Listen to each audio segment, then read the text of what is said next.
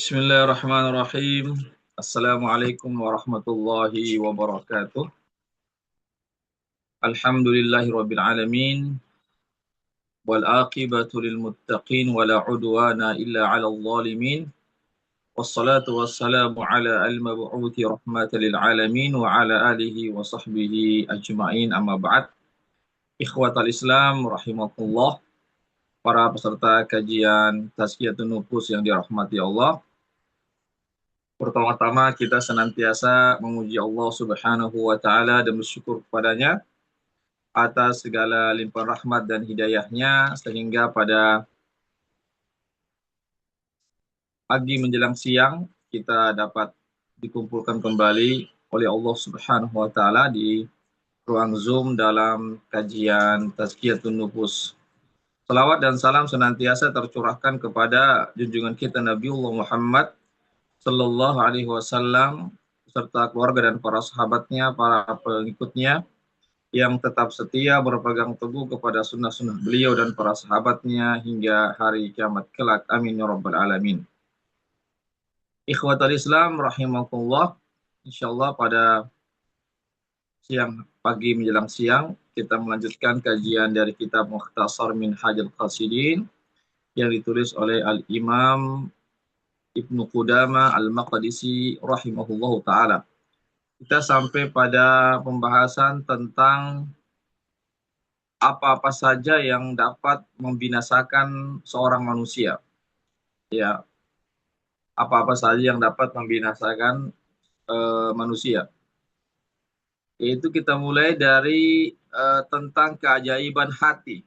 Tentang keajaiban hati yang di sini disebutkan oleh penulis Ibnu Qudamah rahimahullah taala, "I'lam anna asyrafa ma fil insani qalbuhu fa innahu al-'alimu billahi al-'amilu lahu as-sa'i ilaihi al-muqarrib al-mukashif bima 'indahu wa innamal jawarihu atba'un wa khuddamun lahu yastakhdimuha istikhdamal muluki lil 'abidi."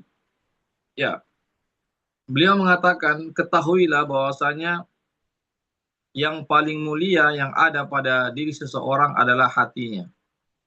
Ya, jadi yang paling mulia yang ada pada diri kita, yang ada di dalam diri kita ini adalah hati kita. Itu yang paling mulia. Ya, bukan mata kita, bukan telinga, bukan lisan, bukan tangan, bukan kaki, bukan anggota-anggota tubuh yang lainnya, tapi yang paling mulia adalah hati kita. Ya, sebagaimana yang dikatakan oleh penulis buku ini. Kenapa demikian? Ini jawabannya. Fa innahul alimu billah. Karena hatilah yang dapat mengenal Allah. Ya. Jadi yang dapat mengenal Allah yaitu hati kita. Hati kita inilah yang mengenal Allah Subhanahu wa taala. Al-amilu lahu, yang bekerja untuk Allah. Ya, yang beramal untuk Allah itulah hati kita. As-sa'i ilaihi, yang berusaha untuk menuju kepada Allah yaitu hati kita. Al-muqarrib al-mukashif bima indahu, yang mendekatkan diri kepada Allah, yang dapat menyingkap apa yang ada pada Allah adalah hati kita. Luar biasa ya. Ya, bukan jasad kita, ya, tapi hati kita. Iya. Manusia ini terdiri dari dua unsur ya, ya unsur rohani dan unsur jasmani. Jasmani itu ya mata, tangan, itu jasmani. Ya, kaki yang berupa anggota-anggota badan. Tapi ada namanya unsur rohani, itulah hati kita. Ya, hati inilah yang mengenal Allah. Hati ini yang beramal untuk Allah. Hati inilah yang menyingkap rahasia-rahasia Allah. Yang berusaha untuk sampai kepada Allah, itulah hati kita. Ya. Wa innamal jawarihu atba'un wa khuddamun lahu. Akan tetapi anggota-anggota tubuh ini hanyalah para pengikut saja. Ya, para pengikut dari hati kita, yaitu atau anak buah daripada hati. Ya, jadi hati ini ibaratnya apa? Sang raja. Sedangkan anggota-anggota tubuh yang lainnya ibaratnya adalah prajurit-prajurit atau anak-anak buah saja. Iya. Wa khuddam, dan pelayan. Jadi anggota tubuh kita ini ibaratnya pelayan-pelayan bagi hati. Dia yang melayani hati. Hati adalah ibarat pimpinannya, rajanya. Iya. Yastakhdimuha, ya, yang mana apa namanya? Hati inilah yang dia menggunakan anggota-anggota tubuhnya sebagaimana sang raja mempergunakan hamba-hamba sahayanya. Iya. Kita ketahui bahwasanya sang raja atau para pimpinan itu dia bisa mengerahkan ya murid apa namanya prajurit-prajuritnya. Iya, rakyat-rakyatnya itu kan dikendalikan oleh sang raja, raja yang menyuruh, memerintahkan, yang mengarahkan dan seterusnya. Begitulah juga dengan hati kita. Ya, inilah keajaiban hati. Ya, hati inilah yang mengarahkan mata, yang mengarahkan tangan, kaki, telinga, lisan, dan seterusnya. Ya, dan seluruh anggota tubuh kita ini laksana pelayan bagi hati itu. Ini ikhwatal Islam, azakullah. Kemudian sang penulis mengatakan wa man arafa qalbahu arafa rabbahu. Wah, luar biasa ini ya. Siapa yang mengenal hatinya maka dia akan mengenal Tuhannya. Iya. Artinya siapa yang tidak mengenal, ya, pemahaman terbalik daripada pernyataan ini adalah siapa yang tidak mengenal hatinya maka dia tidak akan dapat mengenal Tuhannya. Jadi kalau kita ingin mengenal Allah maka kenalilah hati kita. Ya, maka kenalilah hati kita maka kita akan mengenal Allah Subhanahu wa taala. Oleh karena itulah disinilah pentingnya kita memperhatikan hati kita, memberikan porsi yang besar terhadap hati kita. Ya, jangan sampai kita meremehkan hati kita, jangan sampai kita tidak memperhatikannya, akhirnya kita pun tidak mengenal Allah Subhanahu wa taala. Wa aktsarun nasi jahiluna bi qulubihim wa nufusihim. Kebanyakan orang tidak mengenal hati dan jiwa-jiwa mereka. Iya, yang dia kenal cuma penampilan fisiknya, dia hanya mengenal anggota badannya yang zahir, yang nampak, tapi hati-hati mereka dia tidak kenali. Ya, kemudian jiwa-jiwa mereka dia tidak mengenalinya, dia tidak tahu apa fungsinya dan seterusnya. Inilah sehingga dia semakin jauh dari Allah, tidak mengenal Allah, tidak mengetahui tujuan hidupnya, kemana dia akan kembali, kemana dia akan pergi. Inilah ikhwat Islam azakullah. Ya, ini bukan semua manusia, kebanyakan manusia sebagaimana yang katakan oleh penulis buku ini. Wallahu yahulu bainal mar'i wa qalbi. Dan Allah Subhanahu wa taala yang memisahkan antara seorang dengan hatinya. Ya. Jadi ikhwatul Islam azakumullah, ya, yaitu tatkala Allah Subhanahu wa taala menghalangi seorang dari hatinya, ya, dari jiwanya, maka Allah Subhanahu wa taala menghalangi dia dari mengenal Allah Subhanahu wa taala dan merasa diawasi dan dijauhkan dari atau terlarang dari merasa diawasi oleh Allah Subhanahu wa taala. Nauzubillah min zalik. Ya, kita tidak menginginkan kita ini terhalangi antara kita dengan hati kita. Kita ingin kita dekat dengan hati kita, mengenal hati kita, memberikan perhatian kepada hati kita agar kita dapat mengenal Allah, agar kita dapat merasa diawasi, dipantau oleh Allah Subhanahu wa taala. Ini ikhwatul Islam azakullah.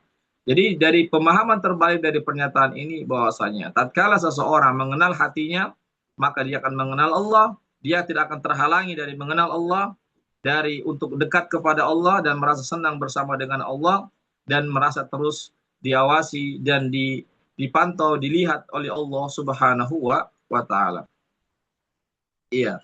Lalu kata beliau dalam kitab ini, maka mengenal hati dan mengenal sifat-sifat hati, ya, jadi hati itu punya sifat-sifat, bukan cuma mata saja yang memiliki peran, telinga memiliki peran atau sifat, lisan, kaki dan tangan dan anggota-anggota tubuh yang lainnya memiliki sifat-sifat ataupun fungsi-fungsi. Tapi hati juga memiliki sifat-sifat dan fungsi-fungsi yang harus kita ketahui. Maka mengenal hati dan sifat-sifatnya, fungsi-fungsinya, tugas-tugasnya, kewajiban-kewajibannya adalah pondasinya agama. Ya, jadi pondasi agama ini, ya sumbernya agamanya ini, landasan daripada agama ini, akarnya daripada agama Islam ini adalah mengenal hati dan sifat-sifatnya. Kalau kita sudah mengenal hati dan sifat-sifat hati yang ada pada diri kita, maka kita telah membangun sebuah pondasi agama yang kokoh. Tapi sebaliknya, kalau kita tidak mengenal hati kita dan sifat-sifatnya, ibarat kita tidak membangun agama ini di atas pondasi yang kokoh. Apa yang terjadi jika agama ini tidak dibangun di atas pondasi yang kokoh? Apa yang terjadi jika bangunan yang kita bangun berupa sebuah bangunan rumah atau apa saja tidak dilandasi dengan pondasi yang kokoh, maka lambat laun ya akan hancur itu bangunan tersebut. Ada angin sedikit datang, ya akan roboh bangunan tersebut. Karena apa? Karena bangunan rumah itu tidak dibangun di atas pondasi yang kokoh. Begitulah juga agama. Tatkala kita tidak memiliki pondasi yang kokoh, artinya kita tidak mengenal diri kita, tidak mengenal hati dan sifat-sifat yang ada dalam diri kita, akhirnya apa yang terjadi? Ada sedikit ujian-ujian yang menerpa kita, maka kita pun akan tumbang. Maka kita akan menjadi binasa dan semakin jauh dari Allah Subhanahu wa taala. Dan juga mengenal hati, jiwa, sifat-sifatnya itu juga merupakan landasan jalan orang-orang yang menuju kepada Allah Subhanahu wa taala. Artinya jalannya, landasannya orang-orang yang dekat kepada Allah, orang-orang yang mengetahui hakikat kehidupan ini. Itulah para ulama salafus saleh yang terdahulu, mereka adalah orang-orang yang mengenal Allah, orang-orang yang mengetahui hakikat kehidupan ini yang sebenarnya. Inilah ikhwatul Islam azakullah, menunjukkan begitu besarnya ya fungsi hati dan sifat-sifatnya yang harus kita berikan ya porsi yang terbesar ya untuk kita mengetahuinya, untuk kita mempelajarinya, untuk kita mengenalinya, agar kita bisa sampai kepada Allah dengan selamat, agar kita bisa membangun pondasi agama ini dengan pondasi yang kuat. Kemudian ikhwatul Islam azakullah, dalam lanjutan pembahasan ini disebutkan ada namanya pintu-pintu iblis yang ada di dalam hati kita. Ya, ada pintu-pintu setan yang ada pada hati-hati kita, yang harus kita tutup pintu-pintu tersebut agar dia tidak masuk ke dalam hati-hati kita. Beliau mengatakan, "I'lam annal qalba bi asli fitratihi qabilun lil huda."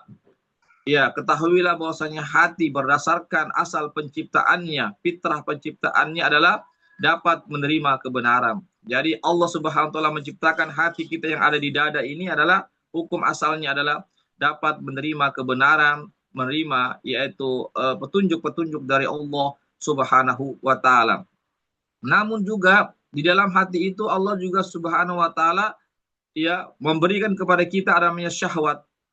Ada namanya hawa nafsu, yang mana syahwat dan hawa nafsu inilah yang condong ya, yang berpaling daripada kebenaran itu. Ya, jadi ada potensi kebaikan dalam diri kita dan ada juga potensi keburukan yang Allah Subhanahu wa taala berikan kepada kita.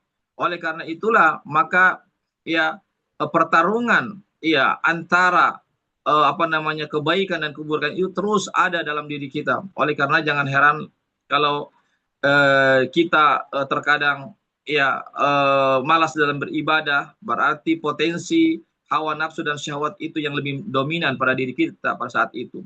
Jangan heran tatkala kita misalnya semangat beribadah, kita semakin dekat kepada Allah, berarti potensi petunjuk pada diri kita pada saat itu lebih mendominasi daripada syahwat dan hawa nafsu kita. Jadi pertarungan antara kebaikan dan keburukan yang dihembuskan oleh setan-setan ataupun hawa nafsu, atau kebaikan yang mana malaikat bersama dengan kita, ya sekali lagi itu terus ada dalam diri kita selama kita masih hidup. Ya, tidak akan terlepas dalam kehidupan kita dimanapun kita berada. Ada namanya setan yang selalu menggoda kita, ya dimanapun kita berada. Tapi ada juga malaikat yang memberikan motivasi kepada kita untuk berbuat kebajikan.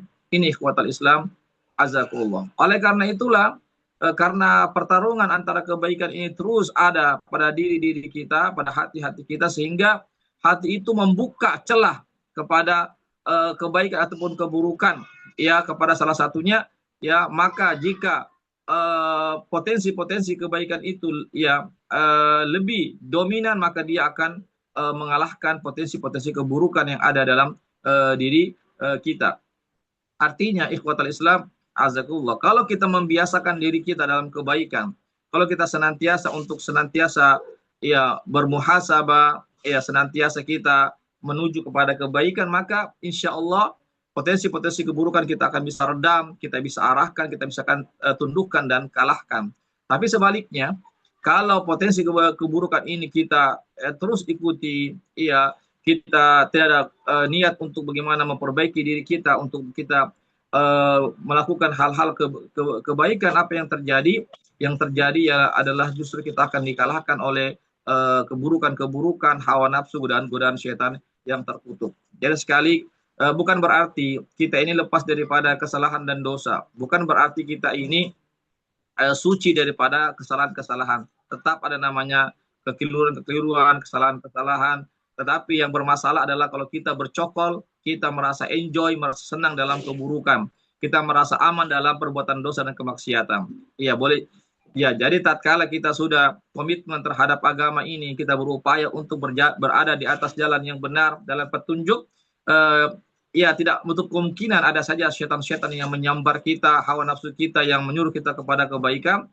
Tetapi sekali lagi, bukan berarti kita mengikutinya, bukan berarti kita larut terhadapnya, tetapi kita berupaya untuk melawannya, untuk mengarahkannya, untuk menekannya, agar kita bisa dapat mengalahkan yaitu tentara-tentara syaitan yang senantiasa, atau hawa nafsu kita yang menggoda kita, yang menjerumus kita dalam perbuatan kesalahan dan dosa itu.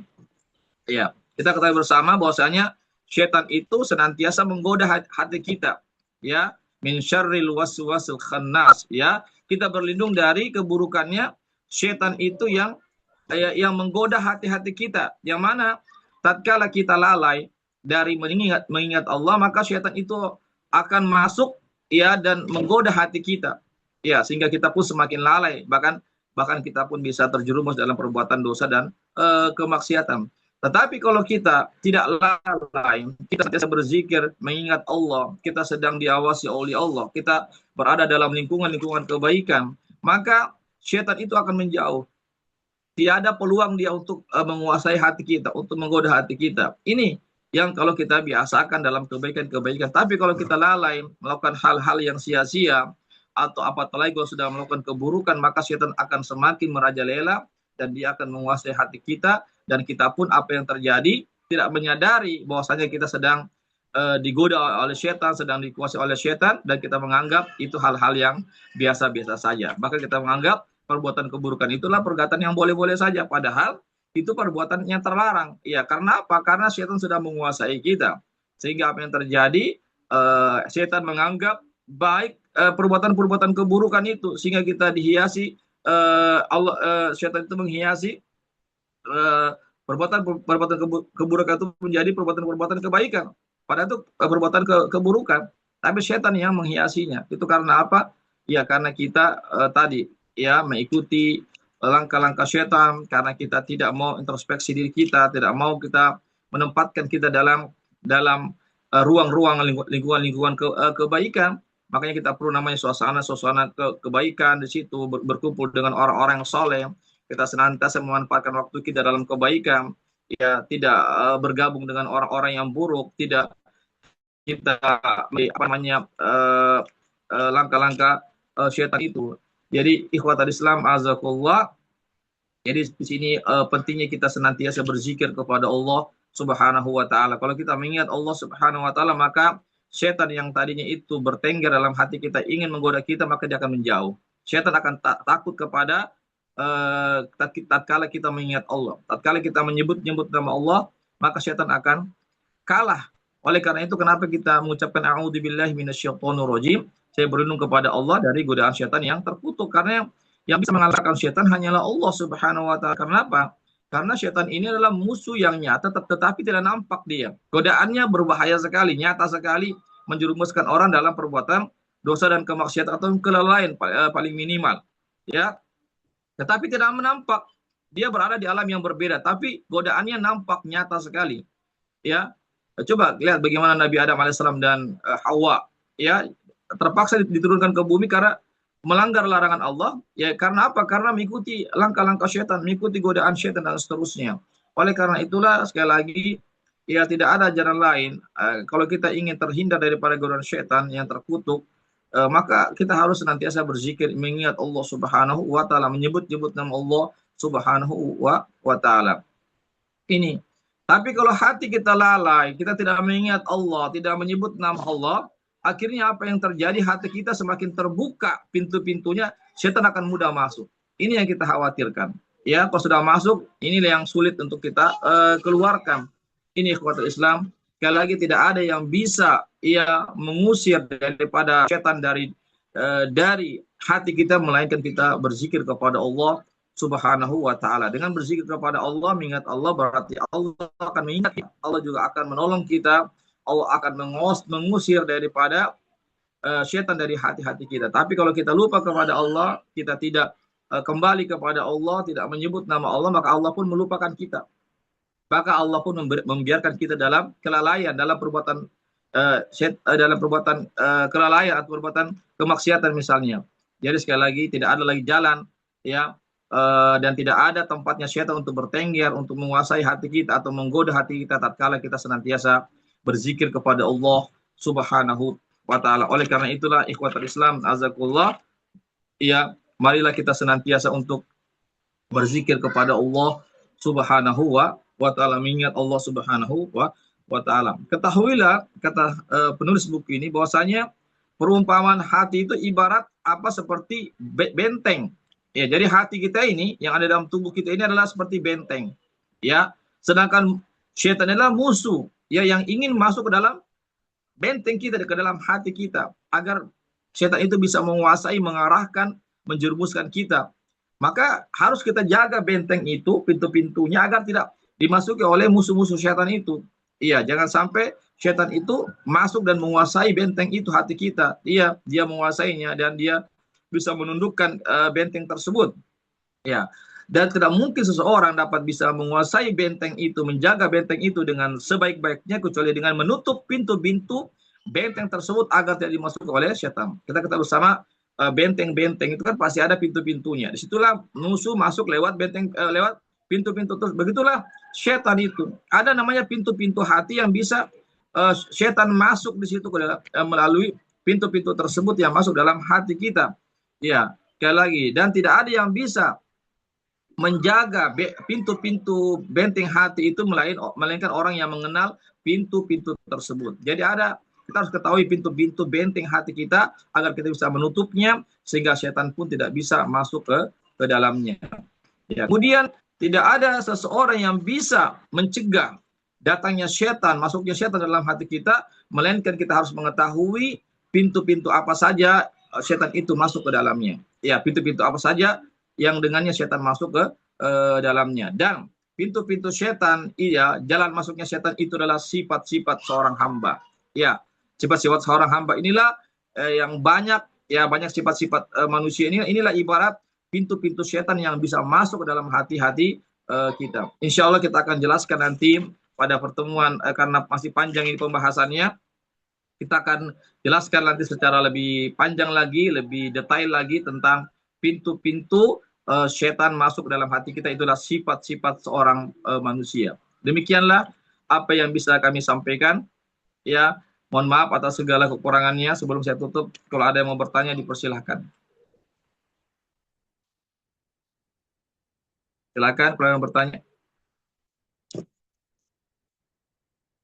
Baik, kalau tidak ada, mudah-mudahan ada manfaatnya bagi kita semua. Mudah-mudahan bisa dipahami. Yang intinya adalah, ya, kita harus memperhatikan hati kita, memberikan perhatian yang besar, harus mengenal hati kita, ya, karena hati ini ibarat sang raja pemimpin yang dapat mengarahkan seluruh anggota tubuh kita.